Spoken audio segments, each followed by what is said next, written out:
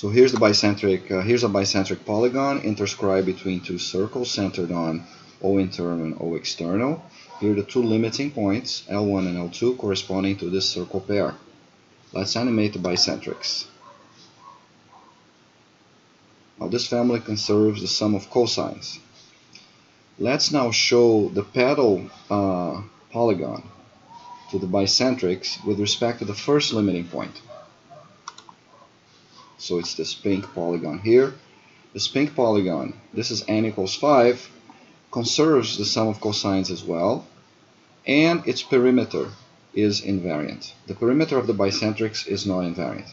Now let's go ahead and add to this picture. So before we add to this picture, let's show the locus of the vertices of the pedal.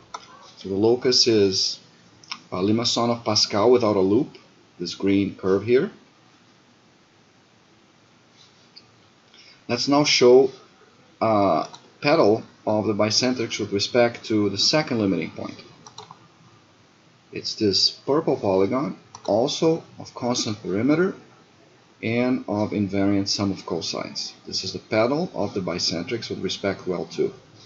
Now its vertices are inscribed in a second Pascal Limaçon, this light blue one here, with a loop this time, and the node of the loop passes through L2, the second limiting point. So these two polygons here, the two pedal polygons, have constant perimeter and constant sum of cosines. The bicentrics do not have constant perimeter, but they do have constant sum of cosines. Now finally, let's look at the polar image of the bicentric polygon. So let's turn off the two pedals. Let's turn off their loci. Let's go back to the simple bicentric. Let's draw an inversion circle centered on the first limiting point. Here's the inversion circle.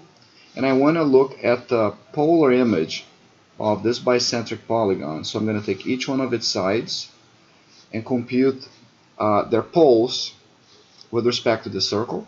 Or conversely, I'm going to take these vertices and one by one I'm going to compute their polars, the lines that are polars to these vertices with respect to this dashed gray circle centered on L1. And what do you get? You get this.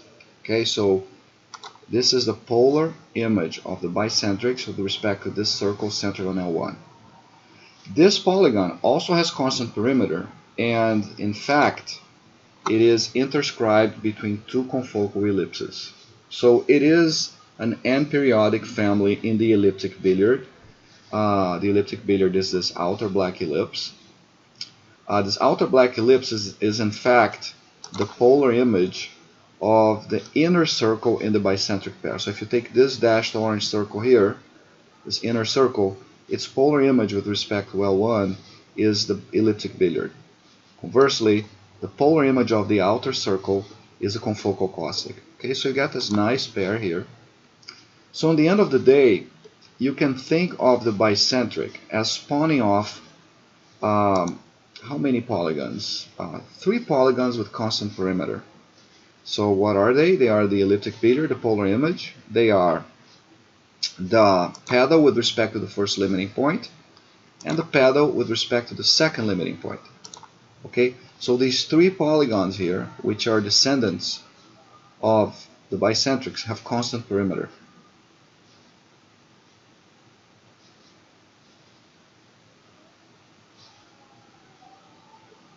Okay, so that's what I wanted to illustrate in this video. See you on the next one. Thank you.